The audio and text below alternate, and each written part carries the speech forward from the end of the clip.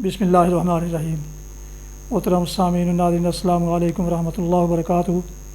امید ہے آپ اللہ تعالیٰ کے فضل سے خیریت سے ہوں گے۔ اللہ تعالیٰ آپ کو، آپ کے لیے خانہ کو ہمیشہ اپنی حفظ و امان میں رکھے۔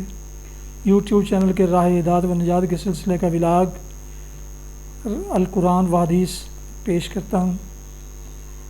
شروع کرنے سے پہلے گزارش ہے کہ جن دوستوں نے ابھی تک میرے یوٹیوب چینلز کو سبسکرائب نہیں کیا، وہ سبسکرائب کر کے، لائک کر کے بیل آئیکن کو ضرور پریس کر لیں، اور ایسے میں ان کو ایسے روحانی اور قرآنی ولاگز جس میں القرآن و حدیث اور درس قرآن جیسے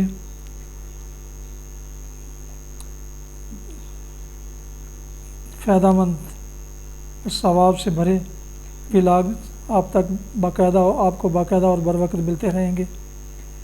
تو شروع کرتے ہیں آج کا ولاگ القرآن و حدیث۔ اعوذ باللہ من الشیطان الرجیم، بسم اللہ الرحمن الرحیم۔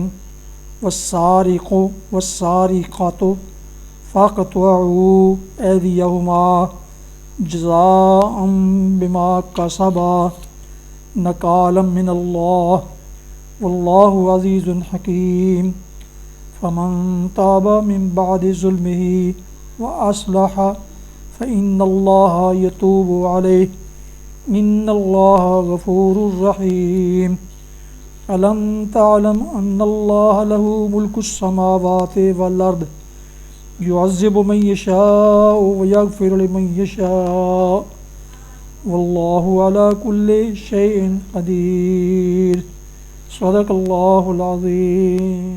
سورہ المائدہ کی آیات مبارکہ 38 تا 40 کی تلاوت آپ نے سماعت فرمائی، جس کا اردو ترجمہ پیش کرتا ہوں۔ والسارق والسارقۃ، اور چور خواہ عورت ہو یا مرد دونوں کے ہاتھ کاٹ دو، یہ ان کی کمائی کا بدلہ ہے اور اللہ کی طرف سے عبرتناک سزا۔ اللہ کی قدرت سب پر غالبہ ہے اور وہ دانا و بینا ہے۔ پھر جو ظلم کرنے کے بعد توبہ کرے اور اپنی اصلاح کر لے تو اللہ کی نظر عنایت پھر اس پر مائل ہو جائے گی۔ اللہ بہت درگزر کرنے والا اور رحم فرمانے والا ہے۔ کیا تم جانتے نہیں ہو کہ اللہ زمین اور آسمانوں کی سلطنت کا مالک ہے، جسے چاہے سزا دے اور جسے چاہے معاف کر دے، وہ ہر چیز کا اختیار رکھتا ہے۔ ابھی تلاوت کی گئی آیات مبارکہ کی تفصیل بیان کی جاتی ہے۔ اور چور خواہ عورت ہو یا مرد دونوں کے ہاتھ کاٹ دو۔ دونوں ہاتھ نہیں بلکہ ایک ہاتھ، اور امت کا اس پر بھی اتفاق ہے کہ پہلی چوری پر سیدھا ہاتھ کاٹا جائے گا۔ نبی صلی اللہ علیہ وسلم نے تصریح فرمائی ہے کہ لا تطع علی خائن۔ اس سے معلوم ہوا کہ سرقہ کا اطلاق خیانت وغیرہ پر نہیں ہوتا، بلکہ صرف اس فعل پر ہوتا ہے کہ آدمی کسی کے مال کو اس کی حفاظت سے نکال کر اپنے قبضہ میں کر لے۔ پھر نبی صلی اللہ علیہ وسلم نے یہ ہدایت بھی فرمائی ہے کہ ایک ڈھال کی قیمت سے کم کی چوری میں ہاتھ نہ کاٹا جائے۔ ایک ڈھال کی قیمت نبی صلی اللہ علیہ وسلم کے زمانہ میں بروایت عبداللہ بن عباس 10 درہم، بروایت ابن عمر 3 درہم، زمانہ وسلم کے زمانے میں بروایت عبداللہ بن عباس رضی اللہ عنہ 10 درہم، بروایت ابن عمر 3 درہم، بروایت انس بن مالک 5 درہم، اور بروایت حضرت عائشہ رضی اللہ عنہ 1/4 دینار ہوتی تھی۔ اسی اختلاف کی بنا پر فقہاء کے درمیان کم سے کم نصاب سرقہ میں اختلاف ہوا ہے۔ امام ابو حنیفہ کے نزدیک سرقہ کا نصاب 10 درہم ہے، اور امام مالک، شافعی اور احمد کے نزدیک 1/4 دینار۔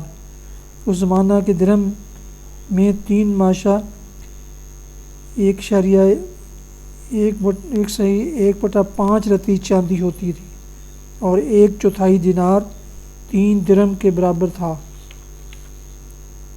پھر بہت سی چیزیں ایسی ہیں جن کی چوری میں ہاتھ کاٹنے کی سزا نہ دی جائے گی۔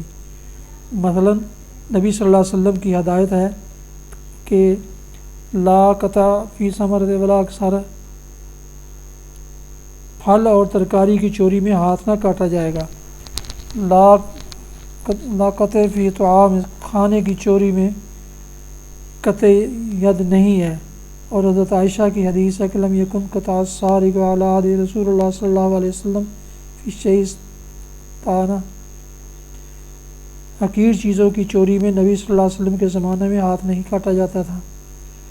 حضرت علی اور عثمان کا فیصلہ ہے اور صحابہ کرام میں سے کسی نے اس سے اختلاف نہیں کیا کہ لا قطع فی الطیر، پرندے کی چوری میں ہاتھ کاٹنے کی سزا نہیں ہے۔ نیز سیدنا عمر و علی رضی اللہ عنہما نے بیت المال سے چوری کرنے والے کا ہاتھ بھی نہیں کاٹا، اور اس معاملہ میں بھی صحابہ کرام میں سے کسی کا اختلاف منقول نہیں ہے۔ ان ماخذ کی بنیاد پر مختلف ائمہ فقہ نے مختلف چیزوں کو قطع ید کے حکم سے مستثنیٰ قرار دیا ہے، اور امام ابو حنیفہ کے نزدیک ترکاریاں، پھل، گوشت، پکا ہوا کھانا، غلہ جس کا بھی کھلیان نہ کیا گیا ہو، کھیل اور گانے بجانے کے آلات وہ چیزیں ہیں جن کی چوری میں قطع ید کی سزا نہیں ہے۔ نیز جنگل میں چرتے ہوئے جانوروں کی چوری اور بیت المال کی چوری میں بھی وہ قطع ید کے قائل نہیں ہیں۔ اسی طرح دوسرے ائمہ نے بھی بعض چیزوں کو اس حکم سے مستثنیٰ قرار دیا ہے، لیکن اس کے معنی یہ نہیں ہے کہ ان چوریوں پر سرے سے کوئی سزا ہی نہ دی جائے گی۔ مطلب یہ ہے کہ ان جرائم میں ہاتھ نہ کاٹا جائے گا۔ پھر جو ظلم کرنے کے بعد توبہ کرے اور اپنی اصلاح کر لے تو اللہ کی نظر عنایت پھر اس پر مائل ہو جائے گی۔ اس کا مطلب یہ نہیں کہ اس کا ہاتھ نہ کاٹا جائے، بلکہ مطلب یہ ہے کہ ہاتھ کٹنے کے بعد جو شخص توبہ کر لے اور اپنے نفس کو چوری سے پاک کر کے اللہ کا صالح بندہ بن جائے، وہ اللہ کے غضب سے بچ جائے گا اور اللہ اس کے دامن سے اس داغ کو دھو دے گا۔ لیکن اگر کسی شخص نے ہاتھ کٹوانے کے بعد بھی اپنے آپ کو بدنیتی سے پاک نہ کیا اور وہی گندے جذبات اپنے اندر پرورش کیے کہ جن کی بنا پر اس نے چوری کی اور اس کا ہاتھ کاٹا گیا، تو اس کے معنی یہ ہے کہ ہاتھ تو اس کے بدن سے جدا ہو گیا مگر چوری اس کے نفس میں بدستور موجود رہی۔ اسی وجہ سے وہ خدا کے غضب کا اسی طرح مستحق رہے گا جس طرح ہاتھ کٹنے سے پہلے تھا۔ اس لیے قرآن مجید چور کو ہدایت کرتا ہے کہ وہ اللہ سے معافی مانگے اور اپنے نفس کی اصلاح کرے، کیونکہ ہاتھ کا کاٹنا تو انتظام تمدن کے لیے ہے۔ اس سزا سے نفس پاک نہیں ہو سکتا۔ نفس کی پاکی صرف توبہ اور رجوع الی اللہ سے حاصل ہوتی ہے۔ نبی صلی اللہ علیہ وسلم کے متعلق حدیث میں مذکور ہے کہ ایک چور کا ہاتھ جب آپ کے حکم کے مطابق کاٹا جا چکا تو آپ نے اسے اپنے پاس بلایا اور اس سے فرمایا قل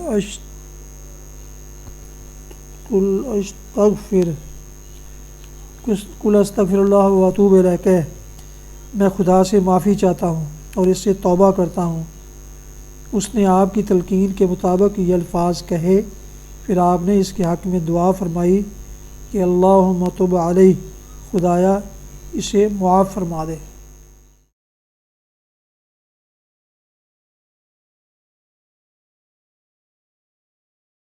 حدیث مبارکہ حضرت ابو ہریرہ رضی اللہ عنہ سے روایت ہے، رسول اللہ صلی اللہ علیہ وسلم نے فرمایا، جو چھپکلی کو پہلی چوٹ میں مار دے اس کے لیے اتنی اتنی نیکیاں ہیں، اور جو اس کو دوسری چوٹ میں مارے اس کے لیے پہلے شخص سے کم اتنی اتنی نیکیاں ہیں، اور اگر تیسری چوٹ میں مارے تو اس کے لیے اتنی اتنی نیکیاں ہیں۔